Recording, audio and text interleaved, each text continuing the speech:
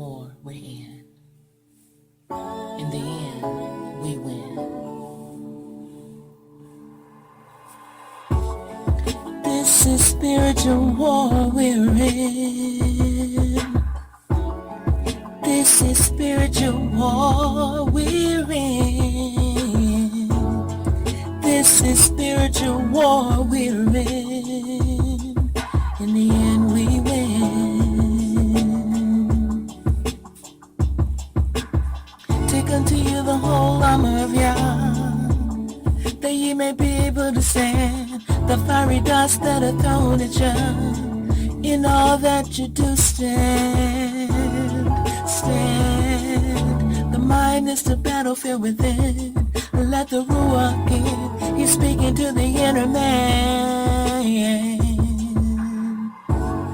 For this is spiritual war we're in.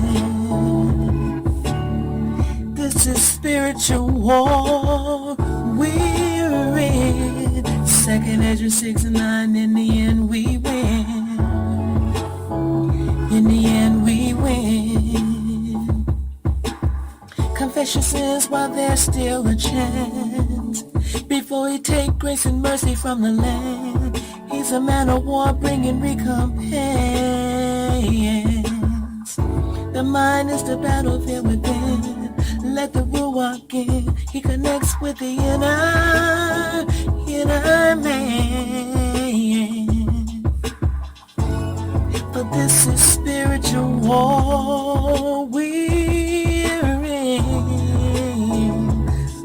This is spiritual war we're in. 2nd Ezra 6:9. In the end we win. In the end we win. We wrestle not against flesh and blood, but against principalities, powers, rulers, darkness of this wicked world. Against spiritual wickedness in high places. The deities of this world has blinded the eye and hardened the hearts of women and men.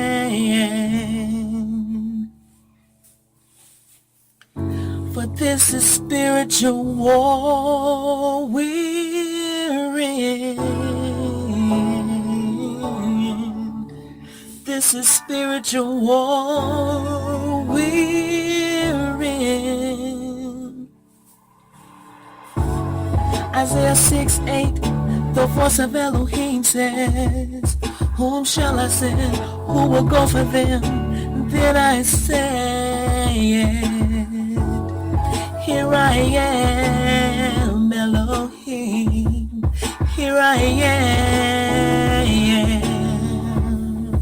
For this is spiritual war we're in.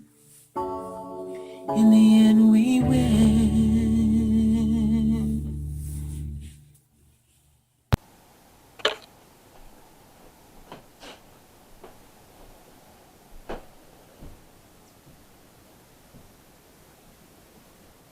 What's going on, y'all? All honor and great glory to the Most High, Yah, long-living Son, Yahushua HaMashiach, who is King and High Priest on the order of Melchizedek forever. What's going on, y'all? It's your brother Enoch Judah. We're finna get in here. I'm just wiping my hands of this Halloween blood, so it's gonna be on record that we not affiliated with it, we not teaching it, and it ain't in. That which is crooked is not made straight, and no wicked appearance. So we're gonna go into them, but first we're gonna let these Gentiles teach you. I'm going to bring out a few scripture on it. But like I said, like no evil appearance. Then the wicked imaginations, all this stuff come into hand to where you ain't supposed to be participating in Samhain or what's called Halloween. Around that time of year, we doing the Day of Atonement. Around that time of the year, so we ain't kicking no Halloween madness or none of that. You ain't dressing up like no ghouls. That'll be an evil appearance. And then a wicked imagination, you imagine running down the street as you, Jason Voorhees, getting candy from people. You see what I'm saying? But all that, you know what I'm saying, in the basket, no, this ain't nothing about salvation or nothing like that, but this is guaranteed to be within the statutes Okay, because you ain't supposed to be dressed up like no killer walking down the street. So with that, we're gonna let these Gentiles get into it. It's your brother Enoch Judah. We ain't with this Halloween. So Halloween, we not on that. We on the Day of Atonement that time of the year. Keep the kids a lot of evil and wickedness affiliated with Halloween. From the kids getting the candy that's poisoned and all. I mean, come on, man, with all that. So let's get into the origins of what, because that which is crooked cannot be made straight. So if it was erected as wickedness, meaning like if the scripture don't tell you to participate in it, it's out anyway. That'll be of man. If it ain't from the scripture, then it's from man. It'll fall under the traditions of man. The scriptures, the gospel preach against that too. So no matter which way you look at it, Christmas out too. But I'm saying like Halloween, that's out. So without further ado, we're gonna let these Gentiles teach y'all about the origins of it. I'm gonna punch in a little bit here and there, but it ain't who's right, it's what's right. So we're gonna get to what's right and bring it out on the origins of Halloween. It's your brother Enoch Judah. Let's get it. Y'all gotta excuse these Gentiles real quick.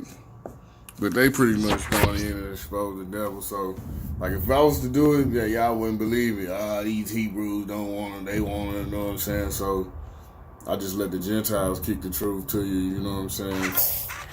It's not a... So, without further ado, let these Gentiles stir this up real quick. And we ain't telling our kids to participate in none of this. You see what I'm saying? We just exposing the wickedness. That which is crooked would not be made straight. That which is crooked cannot be made straight. So we just showing you the origins of this Halloween madness. You see what I'm saying? And I'm wiping the blood off my hands, so you ain't gonna say you can't say I ain't tell you. You know what I'm saying?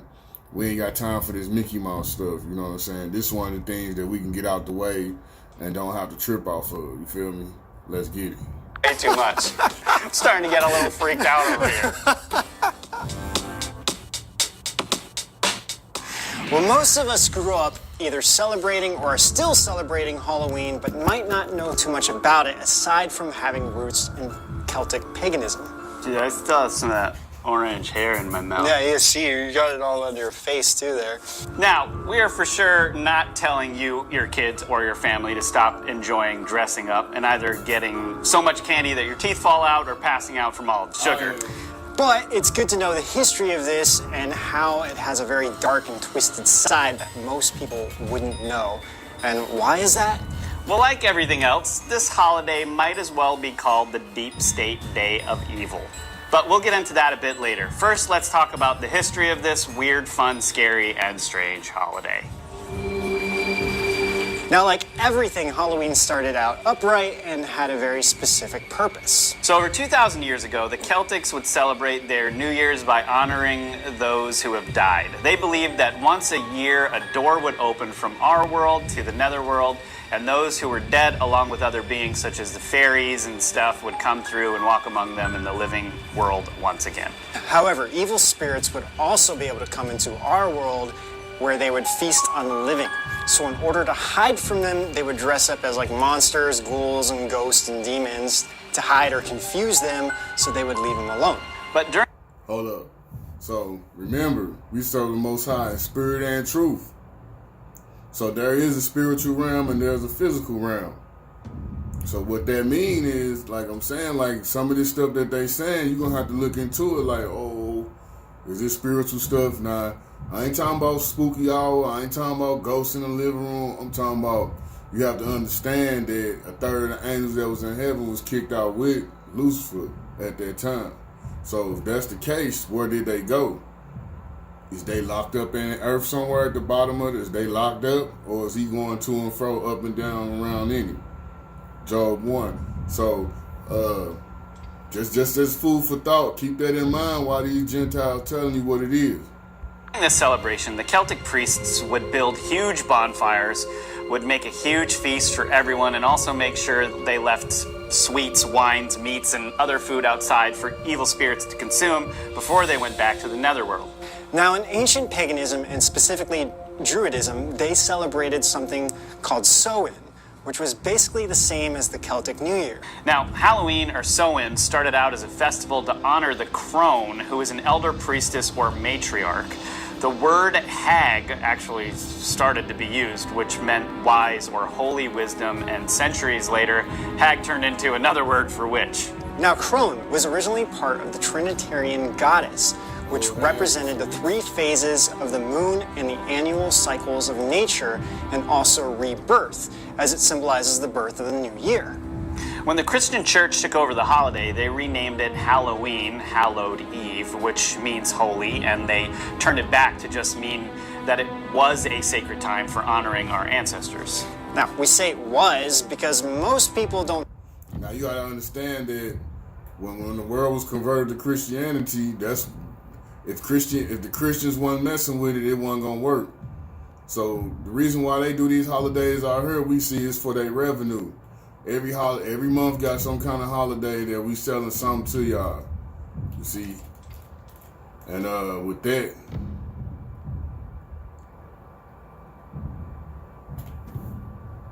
celebrate it this way anymore, and nowadays, if people really knew what happened or what is going on, we might think totally differently about this holiday. However, today it's a huge money-making holiday, coming in at second only to Christmas. It's a huge multi-billion-dollar industry, which is why companies promote it, from the candy industry to coffee. so now you see why the Christians had to get the Christians on it. Now you know the Christianity, they got a lot of stuff. It's like you would think I'm a god or something if I shopped 1 million with you, not tripping off the fact that I didn't made 400 million. So if it's like you got $400 and you give somebody $1, what is that dollar to $400? You see? Yeah, man. Costumes, decorations, cards, you name it. Okay, now you guys might be wondering, okay, so how did witches, magic, jack-o'-lantern, vampires, werewolves, Donkeys. etc. come to be? Okay, to go back even further to the Sumerian days, about 4,000 years ago, there's a tablet containing the Gilgamesh epic, which mentions the goddess Lilith. She was a demon, or a she-demon, called night hags, or nightmares, who were known as vulvas, shape-shifting entities who would transform between dawn and at dusk. It was said that these she-demons. I'm gonna let y'all know right now, I don't know nothing about this, but anytime we get in dealing with lessons, we chew the meat and spit out the bones. So we on nationality, salvation, repentance, and keeping the commandments and doing the works of the faith. That's what we on. Now, I ain't studied this, so enter at your own risk. But I'm just telling you, I don't know nothing about all this. Have total control over men's sexuality, either making them her slaves or through magic make them impotent. Also, Lilith's sacred symbolism was the owl, which is the wise bird of the crone. And this is also why owls are a big part of Halloween, which also represents human sacrifice, which we'll get into here pretty soon. By the way, Lilith is the reason why Christians started to look at these women as witches. And also, it is very strange that Lilith is seen as a really good thing in our culture now, such as like Lilith Fair, in which this is named after, and many people say this is where real feminism came from, but I mean, well, this is like a whole topic. Why'd you even go there, Not Ben? even going to go on this episode.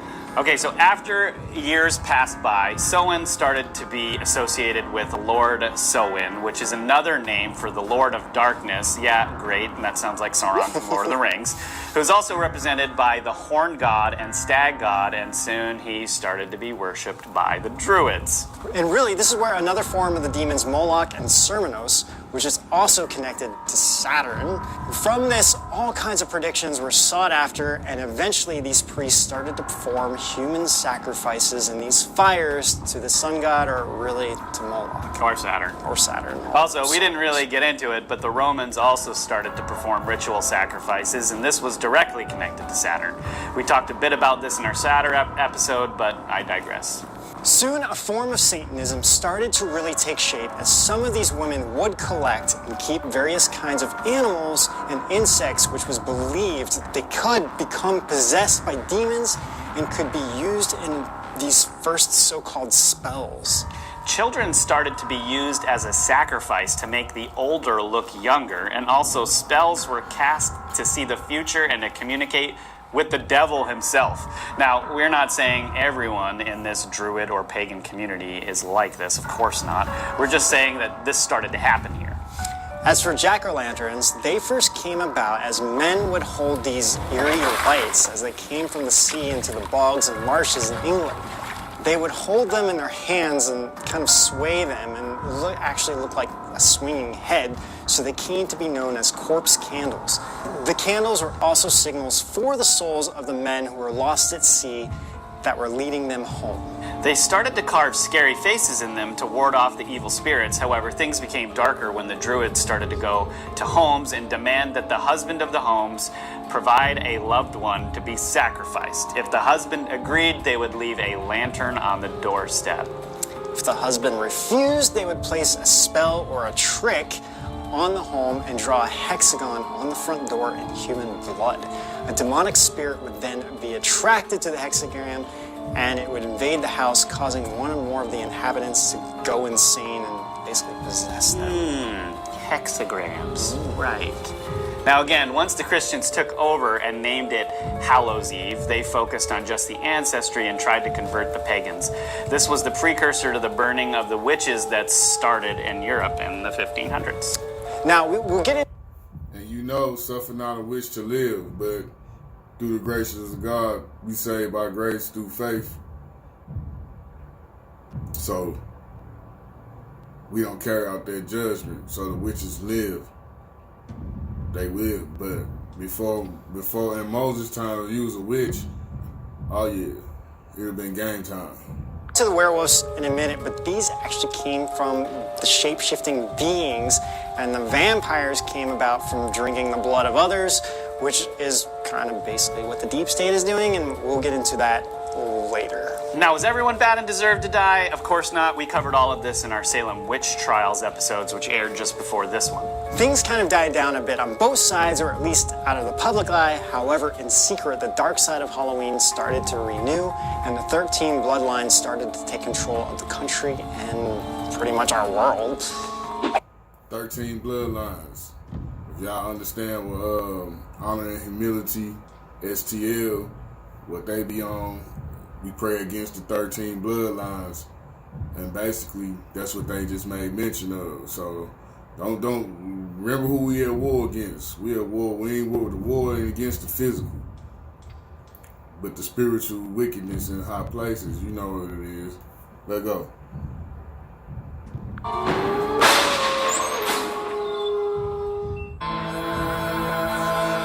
Okay, so let's fast forward to a more modern age. One person we want to bring up is Arizona Wilder.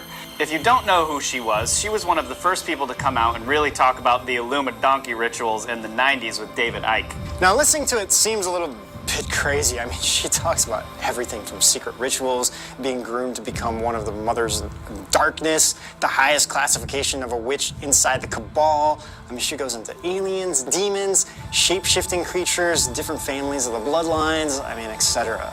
Her story is she was raised within the cabal and was being groomed and was also an MK Ultra slave. She went to many meetings, took part in secret rituals, and even saw very high-level people at these rituals. Now, at first glance, it almost seems, too crazy to be true.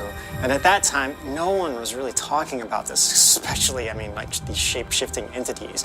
She was one of the first people to call out the Queen of England as one of these entities.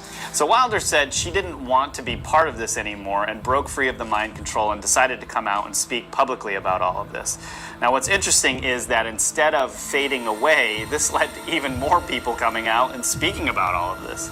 Wilder says that these shape-shifting beings are the ones that all the religions talk about as these demons or these demonic figures such as snakes, dragons, and that are all part of our culture and even in our religions. Yeah, she talked a lot about Halloween and said if people really knew what was happening, no one would be celebrating it anymore. She explained that the 13 bloodlines use this night as a great sacrificial night. She said simultaneously in the U.S. there are 6 different locations where the 13 bloodlines meet and worship Satan and perform these rituals. So what's interesting, in 2008, someone named Tony Alamo was arrested for sexual assaulting a number of underage girls. And the worst part is his organization was created in Christianity, supposedly to help these girls, and he was also one of these televangelists on TVN.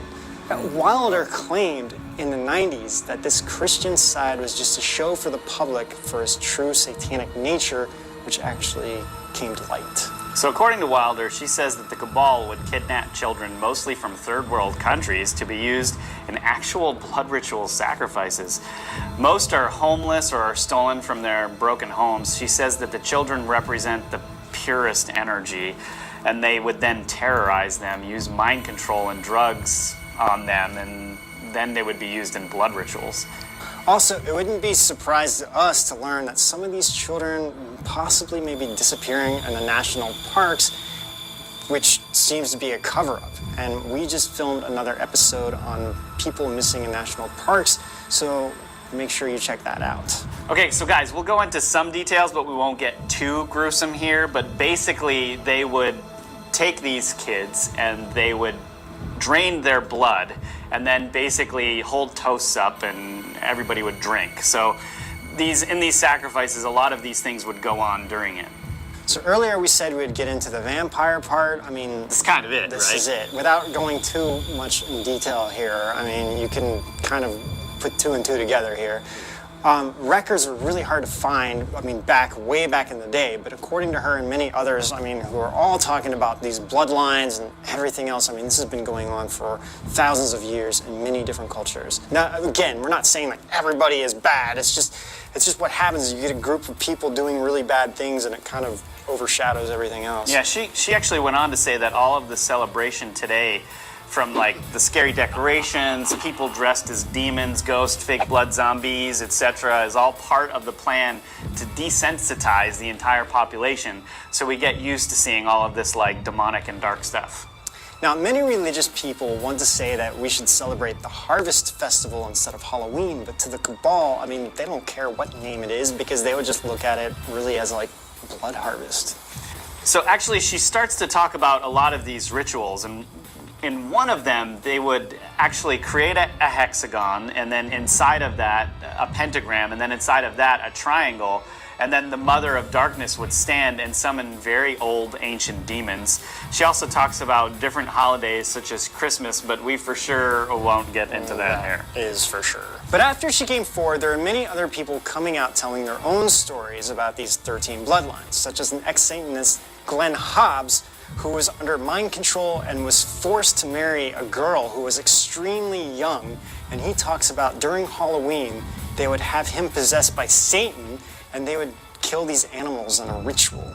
He said he was being groomed to be one of the high priests in the cabal. He then talked about how he was taken with the girl to a place where he witnessed the cabal, who had her tied up to an altar and doing a ritual to sacrifice her. From his understanding, they were all possessed by demons, and they basically did a lot of really gruesome stuff to her with a knife, and once again collected her blood in goblets until she, and then they drank it. I don't want to go into the details because it's nasty. Yeah, it's really weird stuff. Okay, sorry guys, we don't really want to go too much in this gruesome details and whatever, but a lot of these stories kind of need to be heard. And a lot of these sources lately, as unbelievable it sounds, it really seems like this could very well be true, given what we know of, the cabal and the Limadonkey. So anyway, the conclusion, there is so much more to this, but if we talk about this anymore, most people probably won't be able to take it. So we're going to end it here, but really we aren't telling you to stop Halloween altogether. We just want you to know what's going on behind the scenes. Yeah. Yes, we do.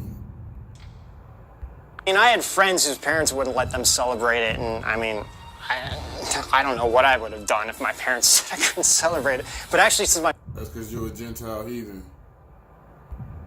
father was a minister, all he said to me was, "You can be anything you want to be, just don't be Satan." So, which was fine by me because I thought it was just completely unoriginal, and I just wanted to be Luke Skywalker all the time anyway. So. Yeah, I was basically Ace Ventura, pet detective, every single. While honoring great glory to the Most High, Yah, the God of Abraham, Isaac, and Jacob. Long live his son, Yahushua HaMashiach, who is king and high priest on the order of Melchizedek forever. Basically, I'm finna just do my spiel at the end of this lesson. Just throw in a couple of scriptures real quick to get us all on board. So, appreciate that little work and insight from the Gentiles. But let's get it, y'all. Isaiah 5 and 20.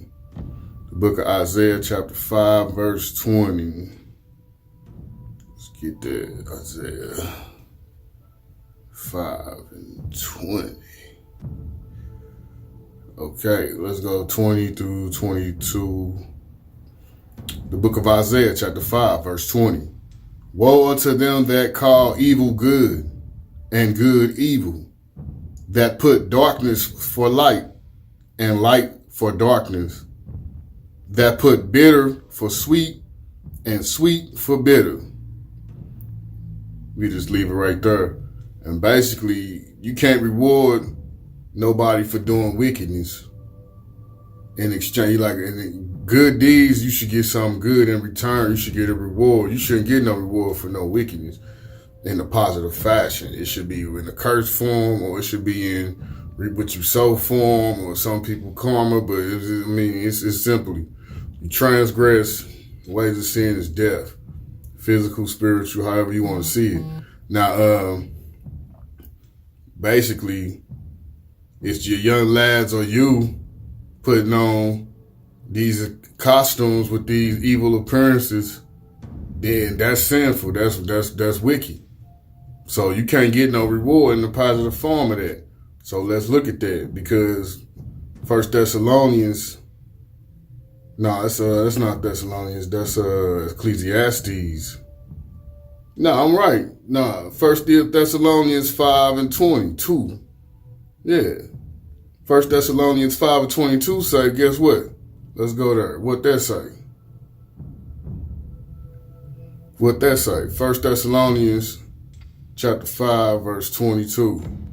What that say? Abstain from all appearances of evil. Verse 22. Abstain from all appearances of evil. So there you have it. So we go back to Isaiah 5 and 20. You can't get no reward for no wickedness. But then let's get some more. Ecclesiastes, now that's 3 witnesses. That's Isaiah, Solomon, and Paul. So we got 3 witnesses. But let's get Ecclesiastes 1 and 10. Let's go from 1 and 15, man. Ecclesiastes 1, verse 15. That which is crooked cannot be made straight. That which is wanton cannot be numbered. And basically, that which is crooked cannot be made straight. The sun don't bring forth darkness. The moon don't bring forth the light the sun do. Left can't be right. Up can't be down. Good can't be evil. A wicked tree can't bring forth good fruit. Nor could a righteous tree bring forth wicked fruit.